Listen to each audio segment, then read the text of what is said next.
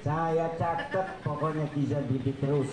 Saya akan catat Kizabidi, Bendara, Ilzam, Hanan, bahwa mereka orang-orang yang menghalangi saya untuk berziarah ke leluhur saya, tidak membanggakan nasab dan menghormati para ulama sehormat-hormatnya, melebihi hormat terhadap nasab. Jadi memang beberapa waktu yang lalu Kiai Haji Manuddin Usman Al-Bantani itu dijadwalkan untuk ke Madura, tetapi ternyata kemudian di sana ada penolakan. Jadi boleh jadi ini candaan saja ke Kiai Hanan.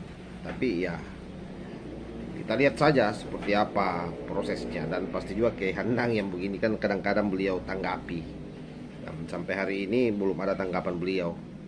Oleh karenanya bisa jadi oleh Kiai Hanan dianggap candaan saja oleh Kiai Imad. Tetapi ada hal yang jauh lebih penting, yang saya kira penting untuk disimak di video ini, kelanjutan dari video tersebut. Engkau ku hargai.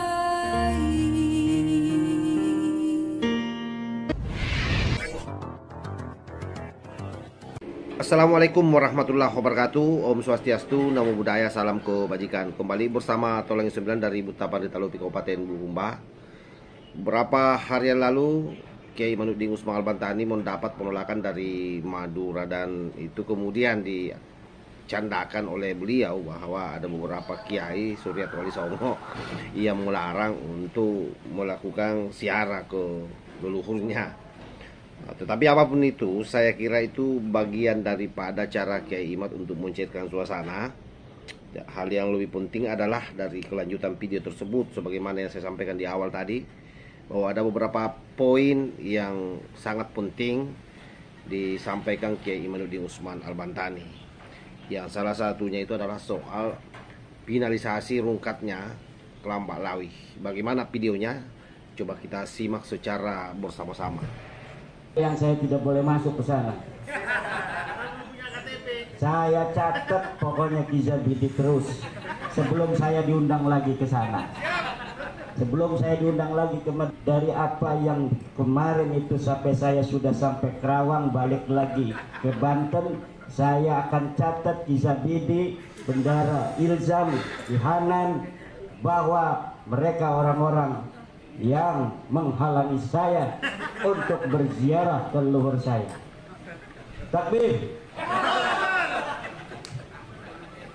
Juga dari Trasunan Gresik, Sunan Gresik yang hari ini hadir curhat kepada kita betapa tokoh sebesar Sunan Gresik hari ini dikerdilkan oleh kelompok orang dengan merampok kota dengan judul Haul Gresik, namun di dalamnya tokoh itu sama sekali tidaklah berperan begitu besar seperti para tokoh-tokoh abad ke-15, abad ke-16 yang dimotori dan dipelopori oleh Sunan Gresik. Dan ini harus menjadi perhatian kita semua.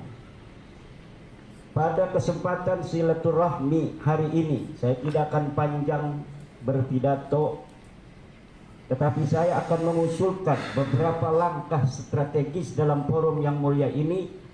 Poin-poin itu, usulan dan masukan, sudah saya catat di dalam beberapa poin. Yang pertama, Ba'alawi sudah batal sebagai dzurriyyat Nabi Muhammad SAW berdasarkan kajian pustaka. 2. Ba'alawi sudah mustahil sebagai dzurriyyat Nabi menurut hasil tes DNA. 3. Dzurriyyat Wali Songo harus menjadi pionir penyadaran umat Islam akan bahaya klaim Ba'alawi sebagai dzurriyyat Nabi Muhammad SAW.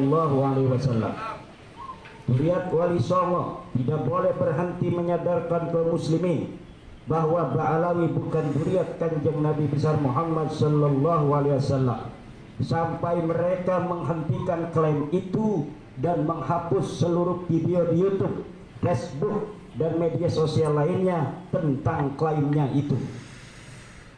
4. Dzurriyyat Wali Songo wajib menjadi pionir pelurusan sejarah yang berusaha dibelokkan oleh kaum Ba'alawi, misalnya tentang perjuangan kemerdekaan RI, sejarah masuknya Islam di Indonesia, tentang para ulama yang berperan menyebarkan Islam, sejarah pendirian Nahdlatul Ulama, makam-makam dan tokoh-tokoh pejuang. Kalau mau tahu cara hasilkan uang online dengan cara yang saya pakai, perhatikan video ini karena ini kesempatan terakhir Anda. Ini aku jelasin sebentar lagi. Kalau mau dan tokoh-tokoh pejuang yang diba'alawikan dan lain sebagainya, sampai mereka menghentikan klaim itu dalam ceramah-ceramah mereka, dan sampai mereka menghapus video-video tentang itu dan menghapus nama-nama Ba'alawi di makam para tokoh yang diba'alawikan, atau menghancurkan makam-makam palsu yang dibuat tanpa data sejarah. 5. Duriat Wali Songo wajib menjaga ajaran Wali Songo, menjaga NKRI berdasarkan Pancasila, dan melindungi minoritas bangsa Indonesia. 6. Duriat Wali Songo dalam pernasaban harus meneruskan tradisi leluhur, yaitu tidak membanggakan nasab dan menghormati para ulama sehormat-hormatnya, melebihi hormat terhadap nasab. 7. Duriat Wali Songo harus membentuk organisasi atau perkumpulan yang menjadi majelis komunikasi para Duriat Wali Songo dan seluruh ulama penyebar agama Islam senusantara dan para kesultanan senusantara. Oke, saya kira jelas ya dari paparan Kiai Imad itu poin-poin penting. Yang paling utama adalah saya kira rungkatnya nasab kelam Ba'alawi secara ilmiah berdasarkan kajian pustaka, sebagaimana yang Kiai Imaduddin Usman Al-Bantani sampaikan di dalam videonya. Dan yang kedua adalah rungkatnya nasab Ba'alawi yang terkonfirmasi dengan hasil tes DNA beberapa kelam Ba'alawi yang lainnya. Dan selain itu menyerukan kepada Suryat Wali Songo bagaimana supaya betul-betul menjadi simbol, menjadi kekuatan inti dari bagaimana memberikan pengajaran atau pendidikan Islam rahmatan lil alamin, sebagaimana yang dicontohkan oleh Suryat Wali Songo.